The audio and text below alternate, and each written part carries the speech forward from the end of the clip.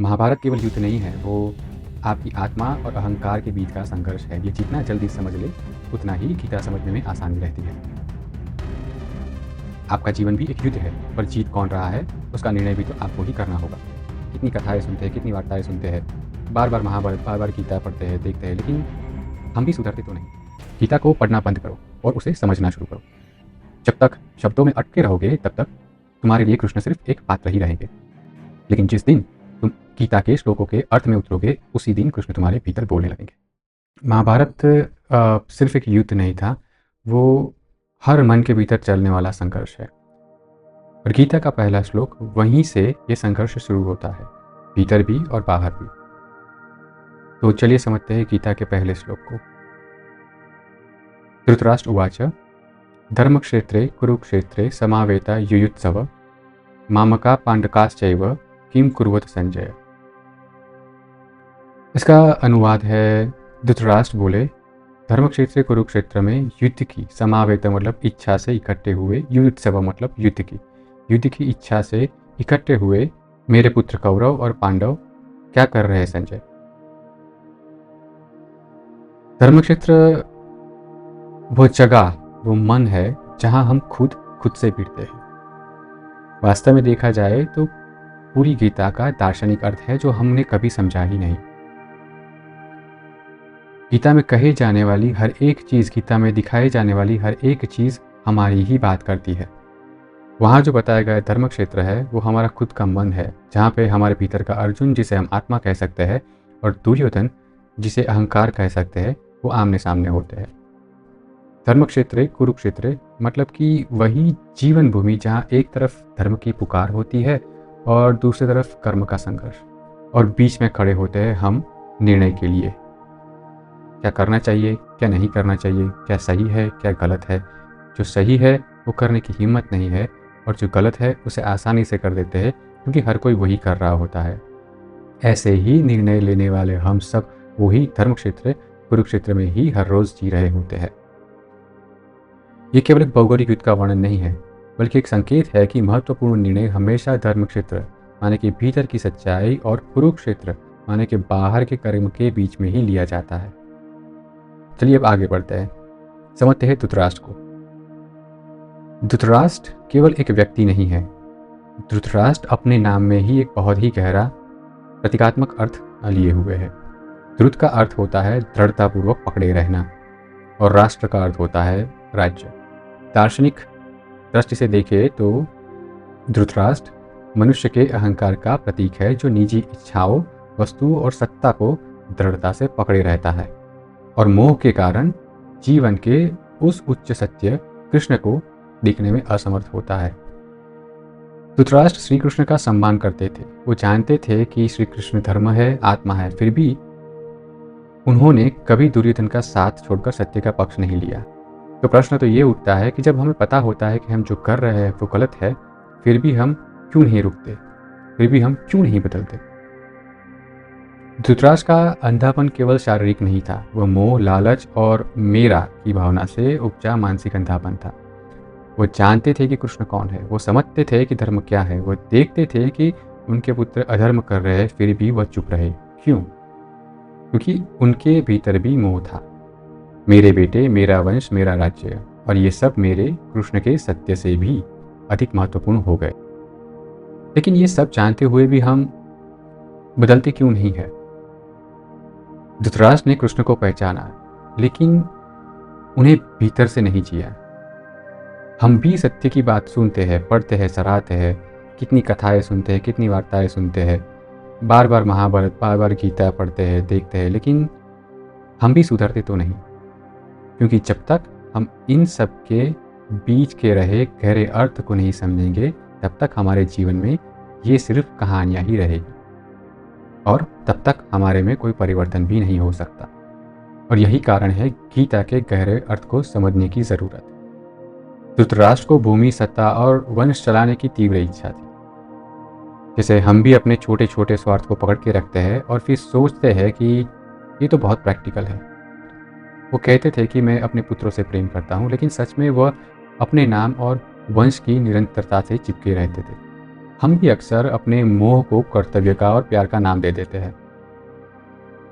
कृष्ण की बात मानने का मतलब था अपने ही पुत्रों को रोकना और हो सके तो उनका त्याग भी करना, लेकिन ये बहुत दर्दनाक होता। इसलिए उन्होंने चुना चुप रहना।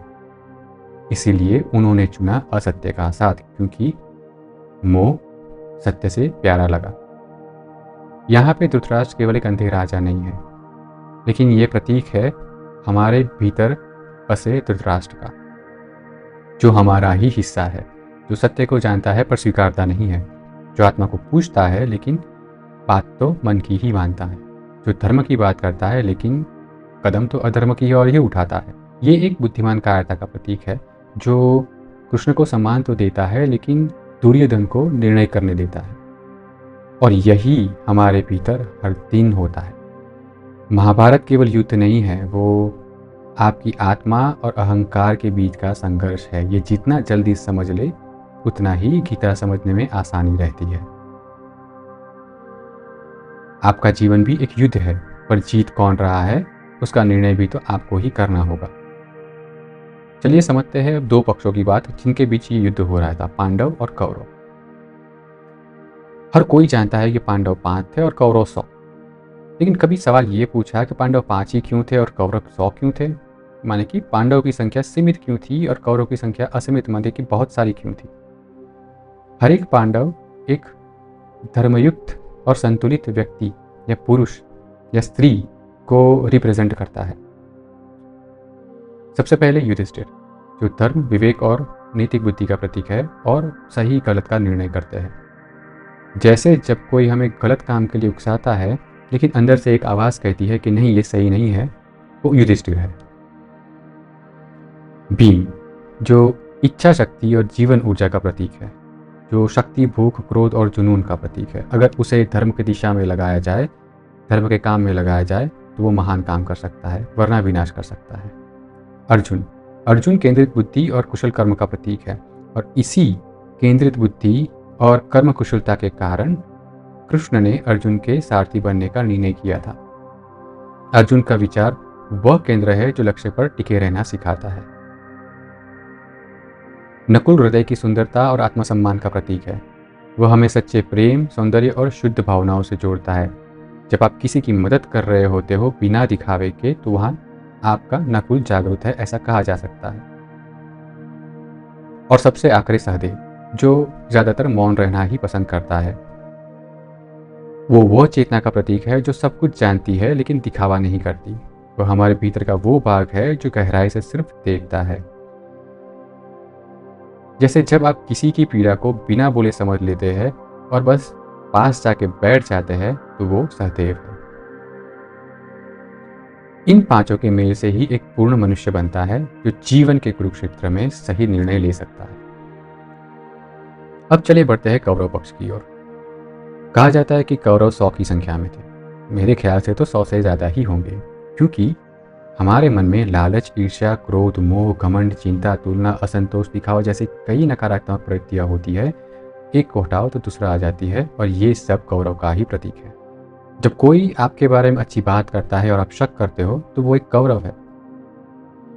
जब सोशल मीडिया पर दूसरों की सफलता देख के जलन होती है, तो वो भी एक कौरव है।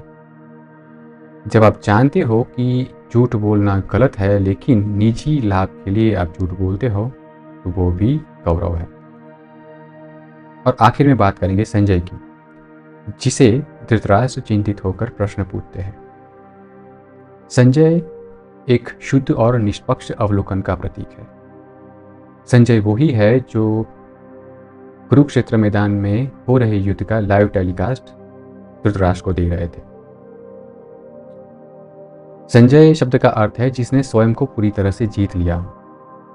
संजय की निष्पक्षता दर्शाती है कि जीवन की परिस्थितियों को मोह, पूर्वाग्रह और भावनात्मक अस्थिरता से मुक्त होकर स्पष्ट दृष्टि से देखना आवश्यक है। संजय केवल एक पात्र नहीं है, वो आपकी भीतर की आंख है, जो सब देखती है, सब जानती है, पर कभी पक्ष नहीं लेती, क्योंकि वह कर्म नहीं, साक्षी है।